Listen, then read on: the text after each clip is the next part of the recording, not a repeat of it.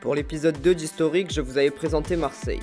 Aujourd'hui, on change d'endroit. Ce que je vous propose, c'est de traverser complètement la France, de franchir la Manche et d'atterrir dans la ville la plus peuplée d'Europe. Du haut de ses 8 millions d'habitants en 2013, elle est aussi l'une des villes européennes les plus cosmopolites avec plus de 50 nationalités représentées et environ 300 langues parlées. Vous l'aurez compris, on part à Londres. Générique.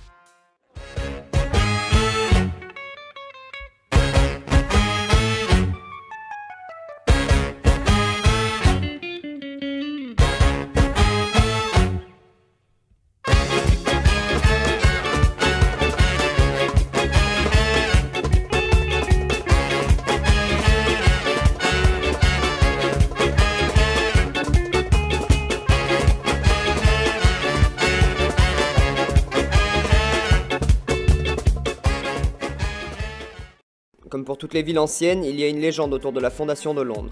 Celle-ci commence en Italie juste après la guerre de Troie. Le jeune Brutus naît en emportant la vie de sa mère. Un peu plus tard, alors qu'il est encore qu'un enfant, il tue accidentellement son père. Au bout d'un moment, ce gosse il est maudit et on le chasse d'Italie.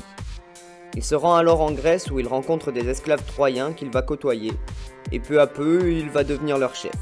Il les pousse à se révolter pour leur liberté en se réfugiant dans les bois. Mais le roi Pandrasus ne cède pas si facilement et il envoie l'armée pour éradiquer le problème.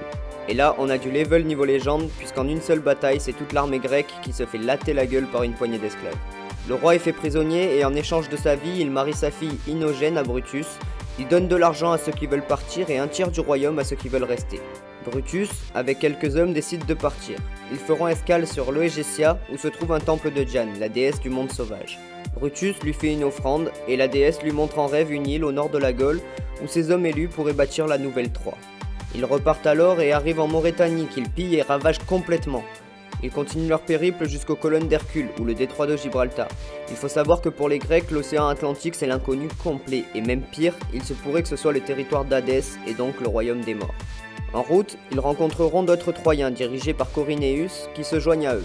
Ils décident de couper par les terres et de passer par l'Aquitaine afin d'éviter de traverser le détroit de Gibraltar. Ils pillent tous les villages qu'ils croisent et écrasent quiconque se met en travers de leur route. Ils déciment des armées bien plus nombreuses et bien plus équipées qu'eux. Après une dernière bataille à Tours, les Troyens reprennent la mer blindés de tous les trésors qu'ils ont amassés et arrivent sur l'île dont la déesse leur avait parlé. L'île s'appelle Albion. Elle est peuplée de géants qui seront très vite exterminés. Peu à peu, les nouveaux arrivants commencent à s'installer. Brutus aurait donné son nom à l'île qui donnera Bretagne par la suite. Et Corineus aurait donné son nom à la province de Corinée qui donnera Cornouailles. Et la première ville construite sur les bords de la Tamise, la Nouvelle Troie, deviendra peu à peu la ville de Londres. Entre les années 43 et 50 de notre ère, les Romains, dirigés par l'empereur Claude, envahissent la Bretagne et installent un premier camp au bord de la Tamise, au niveau de l'actuel Westminster. Les Romains construisent un pont en bois à l'endroit où la Tamise est plus étroite, une esquisse du London Bridge. Sur la rive gauche de la rivière, où l'endroit est le plus favorable, une agglomération est créée et elle est nommée Londinium. Elle va se développer doucement pendant quelques années, mais en 60, la reine bretonne Boudica se révolte, pillant et massacrant tous les habitants. La ville fut littéralement détruite, complètement brûlée. Elle sera lentement reconstruite et à partir de 80, elle va recommencer à se développer pleinement. Elle est équipée d'un forum et au début du 2e siècle, un fort est construit au nord-est afin de protéger la cité. En 122, elle reçoit même la visite de l'empereur Adrien. À la fin du 2e siècle, la construction d'une enceinte de 3,2 km de long est lancée. Elle délimite un espace de 125 hectares adossé à la Tamise. Jamais agrandie par la suite, comme ce fut le cas pour de nombreuses villes antiques en Europe, elle est encore visible dans la topographie actuelle de la ville. En 250, Londinium était la plus grande ville de la Bretagne romaine et la 5e plus grande ville romaine au nord des Alpes. Mais en 407, les Romains quittent la Bretagne menés par l'usurpateur Constantin III afin d'aller défendre la Gaule face aux barbares. Il n'y a plus de Romains en Bretagne, l'île est complètement livrée aux Bretons et l'emplacement au bord de la Tamise où trônait Londinium est oublié pendant plus de 150 ans. Mais il n'y a plus un rat en fait. C'est les Saxons vers 600 qui s'installent à quelques pas du lieu sur un site qu'ils nomment Lundenwic. Au 9e siècle, la ville va connaître plusieurs pillages de la part des Vikings et notamment la célèbre Grande Armée qui passe l'hiver 871 à Londres. Suite à cet événement, le roi saxon Alfred le Grand nomme son beau-fils gouverneur de Londres et fait construire 2 arrondissements fortifiés autour du pont pour améliorer la défense de la ville. Mais sous le règne d'Iselred II, les attaques danoises reprennent. Londres les repousse 2 fois en 994 et en 1009. Seulement, quelques années plus tard, en 1013, le roi du Danemark entame la conquête du pays. Londres ne lui résistera pas plus que le reste du pays. A partir de là, la ville va être tourmentée puisqu'à la mort de Sven, le roi danois, Ethelred, qui avait fui en Normandie, l'assiège. Il finira par récupérer la ville jusqu'en 1016, où le fils de Sven assiège Londres lui aussi. Pour s'en sortir, la ville dut lui payer une grosse somme d'argent. Entre parenthèses, c'est au milieu de ce siècle que le roi Édouard le Confesseur fait bâtir un monastère à Westminster et décide de s'y faire enterrer, incitant tous ses successeurs à faire de même. Dans les années 1060, des révoltes saxonnes font rage. Afin de les contrer, Guillaume le Conquérant fait construire plusieurs fortifications en 1066 et notamment la célèbre Tour de Londres. 30 ans plus tard, en 1097, son fils Guillaume le Roux fait construire le Westminster Hall qui sera au centre du futur palais royal. Au XIIe siècle, grâce à Jean Santerre, le frère de Richard Cœur de Lion, Londres obtient le droit de former une commune dirigée par un maire. C'est ce qu'on appelle aujourd'hui la City. Des élections se font alors chaque année parmi des magistrats municipaux. Bien sûr, tout le monde n'a pas le droit de vote. En 1176, le pont de Londres tel qu'on le connaît remplace les précédents ponts en bois. Les siècles qui suivent sont relativement tranquilles pour la ville. Entre 1532 et 1542, le roi Henri VIII, celui qui faisait payer les barbes, confisque un grand nombre de biens religieux. Beaucoup seront détruits ou vendus. Il fit pareil avec les hôpitaux et les orphelinats religieux. De l'autre côté, les théâtres se multiplient, et on y fait même des combats d'ours et de taureaux. Mais what the f***?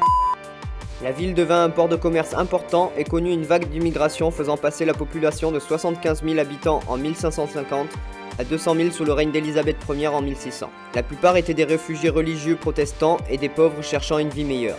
Face à cette explosion démographique à laquelle Londres n'était pas préparée, on supprima de nombreux jardins, les rues furent rétrécies ainsi que les maisons elles-mêmes pour laisser place à des taudis. La ville s'étendit à la fin du XVIe siècle. En 1642 éclate la première révolution anglaise qui mettra fin une première fois à la monarchie absolue, au profit d'une monarchie parlementaire. Durant les troubles, Londres prend parti contre les royalistes et connaît l'exécution de Charles Ier en 1649. Par la suite, les activités sportives et les théâtres sont interdits. En 1660, la monarchie absolue est réinstaurée. Mais ce n'est pas le principal problème de la ville, puisque dans les années 1665 et 1666, une épidémie de peste fait rage, tuant plus de 80 000 personnes, ce qui fait environ un londonien sur 5. Puis, en 1666, un grand incendie ravage le centre de Londres pendant 4 jours. Cet incendie dévastateur ne fit heureusement qu'une dizaine de morts, mais au total, c'est plus de 13 300 bâtiments qui partirent en cendres. L'architecte Christopher Wren et le paysagiste John Eveling proposent de reconstruire la ville de zéro, mais leurs plans sont extrêmement onéreux. C'est à cette période que la cathédrale Saint-Paul est reconstruite, et on la doit d'ailleurs à Christopher Wren. La révocation de l'édit de Nantes par notre cher Louis XIV permet à la ville de se repeupler vers l'est, avec près d'une vingtaine d'églises protestantes bâties pour des immigrés huguenots venus de Tours ou de Lyon. Ces immigrés représentent 5% de la ville en 1700. Les Londoniens réagirent un peu comme aujourd'hui, se plaignant de trop entendre parler français dans les rues.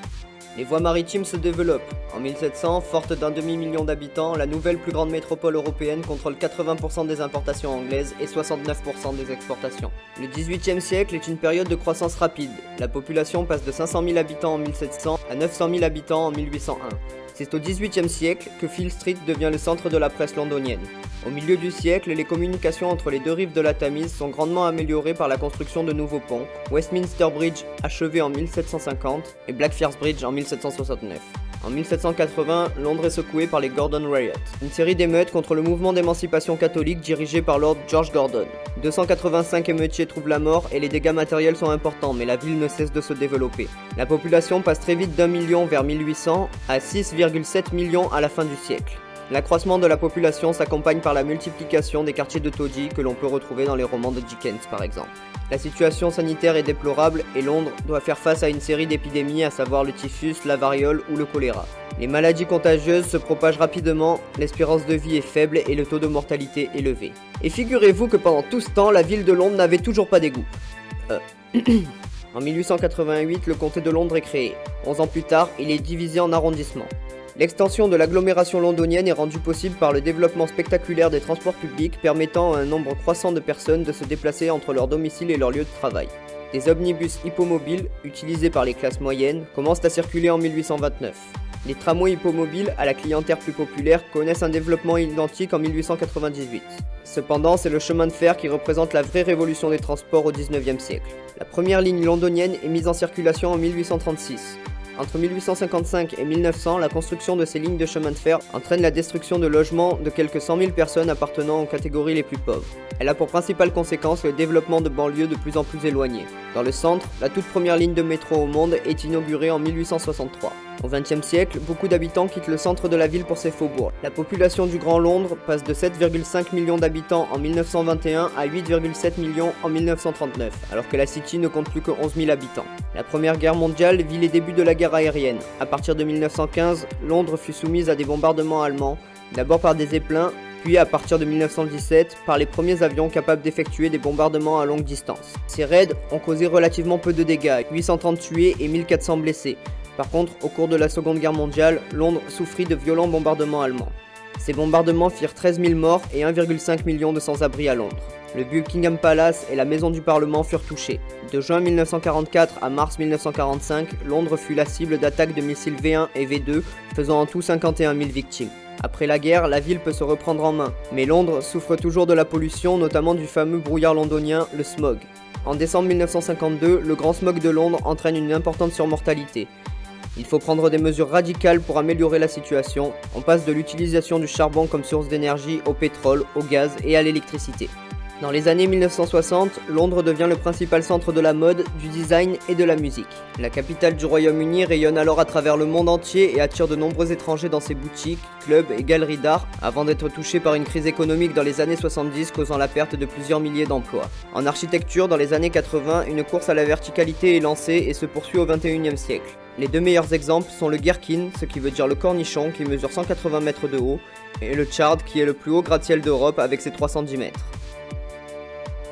Aujourd'hui, Londres est la ville qu'on connaît. Elle a accueilli les Jeux Olympiques en 2012, elle est toujours la ville de la famille royale et malgré son histoire, elle demeure la ville la plus peuplée d'Europe.